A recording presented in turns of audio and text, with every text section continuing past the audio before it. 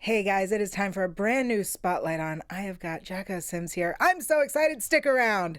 You're tuning into the destination for TV superfan discussion, AFTERBUZZ TV.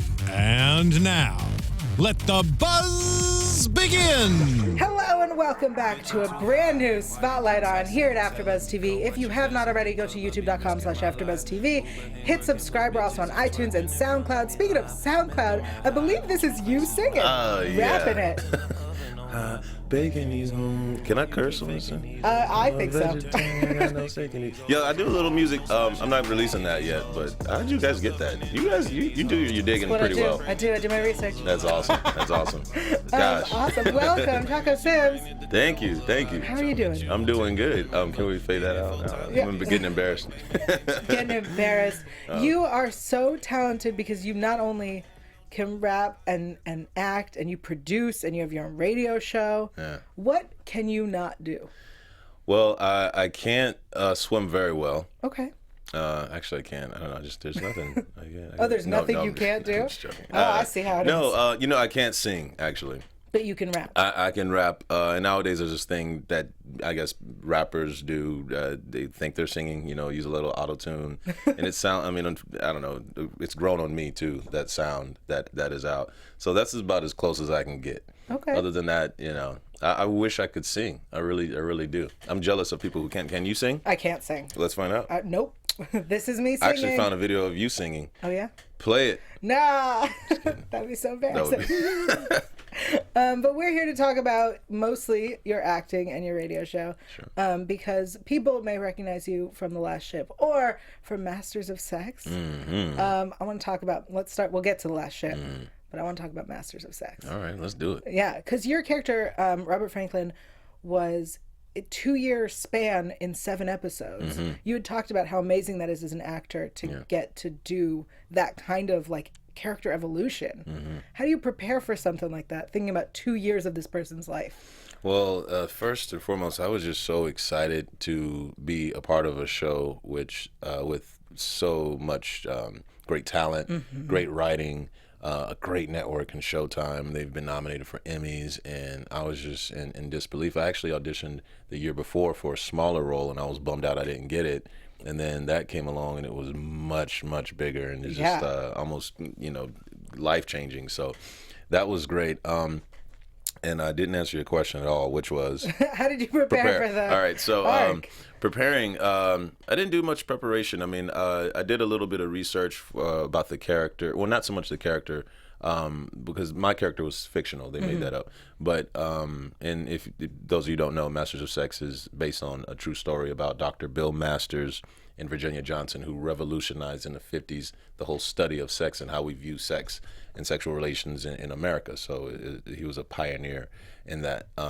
So I did a little research by watching, the first season to see what that was about. And then also when I learned that my character was going to be a member in the civil rights movement, particularly in CORE, which stands for the Congress of Racial Equality, I looked up the St. Louis chapter division and just, try to research and see what all I could bring to the character as far as what was going on during that time. And I know during that time, Dr. King was arrested for a sit-in, and they kind of wrote that in during the show and had us reacting to that. So all of that was great. But the most fun aspect of it, of course, was working with Caitlin Fitzgerald, who's phenomenal on the show. She's just great. She brought it every week. I mean, effortless. I was like, how'd she do that? Just turns it on. She's just so great. And your scenes were so full of tension. Yeah. Because... not to spoil things, I mean, it was a few seasons ago, guys, catch up. But you started out kind of as adversaries and ended up less so. Yeah, that's what I found great too. I mean, here are these people who are on polar opposite ends of the political spectrum and the social spectrum and just race flat out.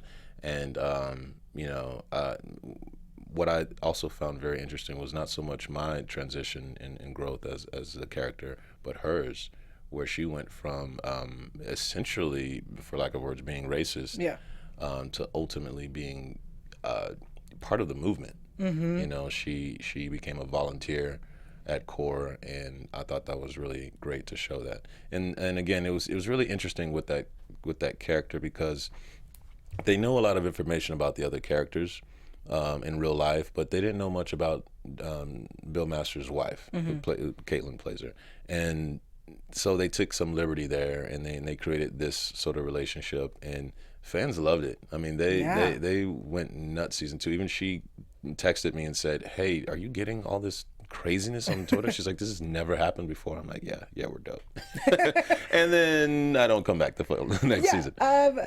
But there's still hope. I have a lot of hope. Oh, wow. I have a lot of hope that we will be seeing him again. And not unless it's in flashbacks, because they killed the character. Right, but still, flashbacks. It was a 2-year period. That's okay. Yeah, you do. Oh, I watched the show. Yeah, I mean, I have a buddy who keeps saying like they could show flashbacks. I'm like, just let it. Robert. I think part of the reason, the main reason they said that they didn't want to bring them back is because they had to jump ahead 6 years, right. And they felt like that relationship obviously would have run its course, and I think that makes sense. So they couldn't write the show based on that dynamic, but it was a great experience for the time that I was on. I had definitely the most challenging and amazing role I've had. Yeah. So it was a lot of fun. It's such a beloved show. I'm so glad you got to be a part of it. And Me you too. got to hang out with Keke Palmer, Yeah. who played your sister. She played my sister. And now you guys are good friends. Yeah, she's cool. Yeah, you know what? She came by one time. I had a barbecue. She brought her whole family. It was so fun. She brought her mom, dad, best friend, sister, brother, and we played games like our family versus her family. She is so down to earth, especially for all that she's accomplished and where she's going in life is just pretty amazing. She was the youngest person to ever have her own talk show, on BET. So I'm constantly like impressed with all the moves that she makes, and so she's just great. She's a great person. Do you feel like a big brother to her? Yeah, I do. I see her every now and then. She's really busy now. I actually a couple of weeks ago I texted her and she hit me back, but I'm like, yo, I see you out there making moves, girl, all grown up. And then she's dropping music, and I saw some videos. I'm like, okay, little sis ain't little sis no more. She's doing a lot. Yeah. I see you, but it's great. She's such a great force. Talent. Yeah. Awesome. And she's been on your show, your radio That's show. That's right. Yeah, she came and did Apollo Night LA, which was great. That Yeah. show is great. Well, I guess we'll get to that. But, No, let's talk about the All right. Apollo Night LA. Let's do it. It's 7 p.m. on Monday nights. So how that show came about is my mother actually came up with the idea. She said, Jocko, you got to get in the radio. We got to do a radio show. Not we, but she said, you got to do one with your buddies. I'm like, Mom, I don't want to do radio. I don't like it. I want to focus on my acting career and all that. I don't want to She's do like, radio, yeah, Mom. I don't want to do it. And she said, fine, I'll do it myself. So she started this Twitter account, and she called it Apollo Night LA, and all these unsigned artists started hitting her up, and she got followers. And every time she got a new follower on Twitter, this is like when your parents join social media, it's like annoying as hell. Yeah. Every new follower, she's like, Jocko, I got another follower. She'd call me and text me. I'm like, Mom, that's great. I gotta go. I love you. I'll talk to you soon. So she got all these followers, and then she got them to tweet and get her a show. She said, she started this campaign online. So they hit up the radio station. It's an on-camera internet show, like this. And Similar to this. yeah. And so all the fans were like tweeting the radio station, and they said, okay, Karen, come do your own show. And I was like, what the hell? And she's like, yeah. So she got her friend, comedian Lunel, and they went and did the first show, and I was there. I was just there to watch and help, and it was so much fun. And I'm like, all right. And so I joined the next episode, and it's been 3 years. And we've just been going strong. It's great. So what it is basically it's a show about unsigned artists. So no matter the genre, country music, gospel, rap, R&B, all that stuff. So they send it in. We never hear it until we play it live on the air, and we critique the music. But it's so much fun because we'll have celebrities come by like Keke Palmer. Yeah. We'll have comedian Lunel. We've had Jamie Foxx on, and Faith Evans, and old school music people, and everybody. Like, we're drinking, and we're critiquing the music, and we try to give good feedback to the artists and encourage them to do better if they didn't do so good. So they either make it or don't make it, and it's just a lot of fun. We actually had legendary comedian and actor, actually politician now, Roseanne Barr. Yeah.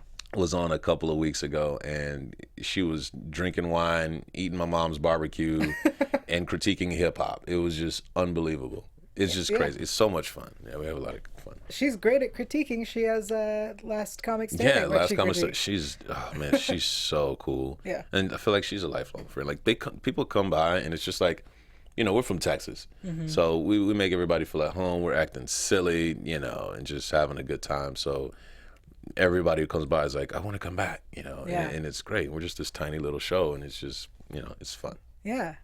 Well, speaking of shows that people love seeing you on, The Last Ship, right? We only have about 5 episodes left in season 3. We've already been renewed for season 4. Yay! So exciting. Woo, just got that news this week. Yeah. Huge. What can we look forward to in the last 5 episodes of the season? The last 5 episodes, well, as you saw, spoiler alert, you guys got to go catch up if you haven't. Yeah, stop watching this if you haven't caught up. What are you doing? All right, big spoiler coming here if you haven't seen it this past couple of weeks. President Michener is gone. He's dead. Killed himself. Oh, it looks like he killed himself. Maybe he didn't. Yeah. And we have a new president. And the gentleman who comes on and plays the new president is so great. So there's some things that are really getting ready to unfold. There is how do I say this? There's a couple of bad guys that might have just sort of infiltrated our space. Yeah. There's not everybody's to be trusted Okay. the entire time. And also we're going to see a fan favorite make a return.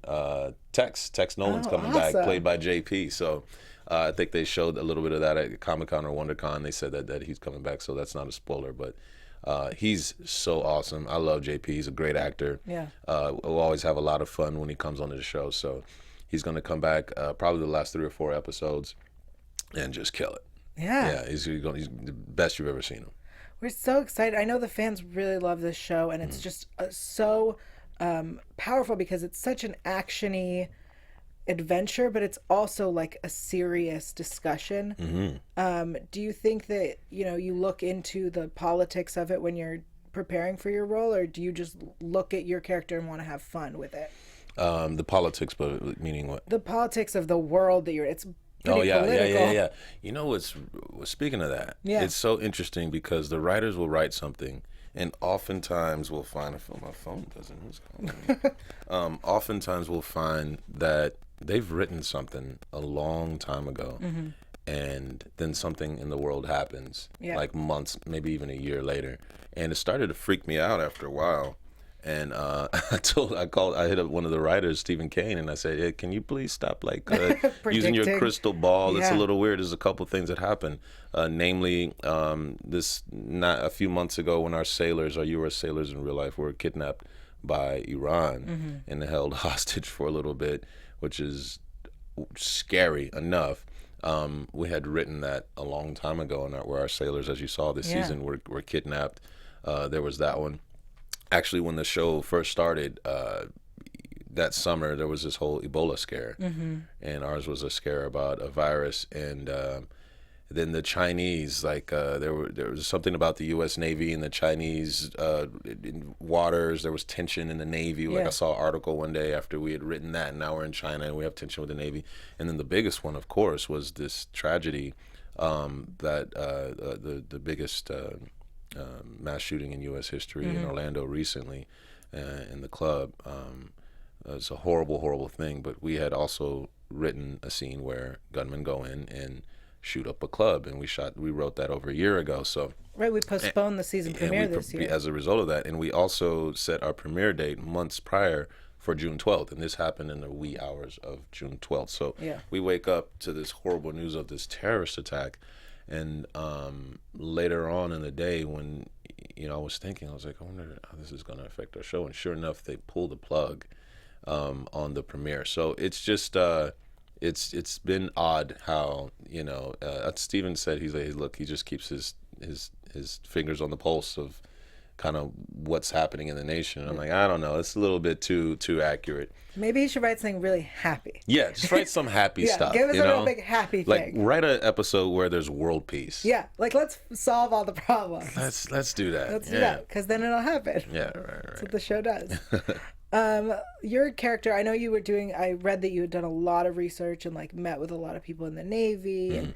And do you continue to do that research even though we're going into season 4? Yeah, the coolest part of that is the U.S. Navy is actually there on set with us, and making sure. So we're constantly learning, you know, and we got to make sure that we look good and we're doing them justice, you know, for all the hard work that they do. They've always been so overwhelmingly supporting and big fans of the show. Whenever we go to San Diego, we step foot on the ships, and they love. We're excited to meet them. They're excited to meet us, and it's just a lot of fun. And most recently, I got to go to Washington D.C., where I met the Secretary of the Navy. I was just nervous at first, and he walks up to me, goes, "Jocko," and I was like, he knows my name. He's like, "You know, I want to ask you something. My character shows up in season 2 because he made a cameo and played himself. He's like, and all of a sudden, he just disappears. What happened to him? I call Stephen Kane. He doesn't return my calls, and that's Ray Mabus for you." And I was like, this guy is a lot of fun. I said, "I'll see what I can do. Did you get me to the Pentagon?" And he said, and he extended the offer for me to go to the Pentagon. So he's a great guy. He was there with all the Secret Service. But what was cool is we were premiering season 3 in a theater full of U.S. Navy members, men and women. And we were just, you know, introducing the first episode, myself, Travis Van Winkle, Stephen Kane, and the Secretary of the Navy. And just before we were going to come off stage, the Secretary of the Navy says, "Oh, one more thing." He says, "You know, I don't give many of these out. No, we don't give many of these out." And he said he had a lieutenant come on stage, and he started to read something. And there was something he said where the entire room stood up. All of the sailors, they stood up in their dress whites. Yeah. And he presented us with a Distinguished Public Service Award for all the great work that we do on the last ship, and making sure that in front of millions of people every week, we let them know what the U.S. Navy is about. And we were overwhelmed. Like, me and Stephen Kane were like, you know, just trying to wipe our tears a little bit, because it was such a proud moment. And it's a constant reminder that we're not just playing characters here. You know, we put on that uniform, and we're putting out to the world, like, this is what the United States Navy, the best Navy in the world, would do in this situation. So it's just really great. It's a great thing to be a part of. That's so amazing. Yeah. That's so exciting. And we luckily still have 5 episodes this season. 5 episodes that are just going to be great. Oh, and we do have another amazing cliffhanger at the end. Of course we do. Yeah, got to. You can't end the last ship season without that. Yeah. So it's going to be good. And we don't have to worry, because we already got season 4. So we know that we're going to get it resolved. Man, I'm so excited. So excited. Thank you so much for joining us. Hey, thank you. It's so exciting to talk to you. And of course, The Last Ship is on TNT. What days, remind me? It's on Sundays at 9 o'clock. 9 awesome. PM. And the Apollo Night LA is on the Mondays. ApolloNightLA.com every Monday night at 7 p.m. Pacific time. And then we also throw up the YouTube the next day. So yeah. Awesome. Well, thank you so much. Thank you. Why don't you tell people also where they can find you on Twitter? You can find me on Twitter at Jocko Sims. That's JOCKOSIMS. Instagram, same thing. Awesome. And you can find me everywhere at Yael Tygiel. That's YAELTYGIEL. I also have a podcast. It is free. It's on iTunes. It's called Intimate Interrogations. Sometimes it is filthy, and sometimes it is not. Hey. So check it out. And we'll see you next time for more at AfterBuzz. Bye. Peace. From executive producers Maria Menounos, Kevin Undergaro, Phil Svitek, and the entire AfterBuzz TV staff, we would like to thank you for listening to the AfterBuzz TV network. To watch or listen to other after shows and post comments or questions, be sure to visit AfterBuzzTV.com. I'm Sir Richard Wentworth, and this has been a presentation of AfterBuzz TV. Buzz you later. The views expressed herein are those of the hosts only and do not necessarily reflect the views of AfterBuzz TV or its owners or principals.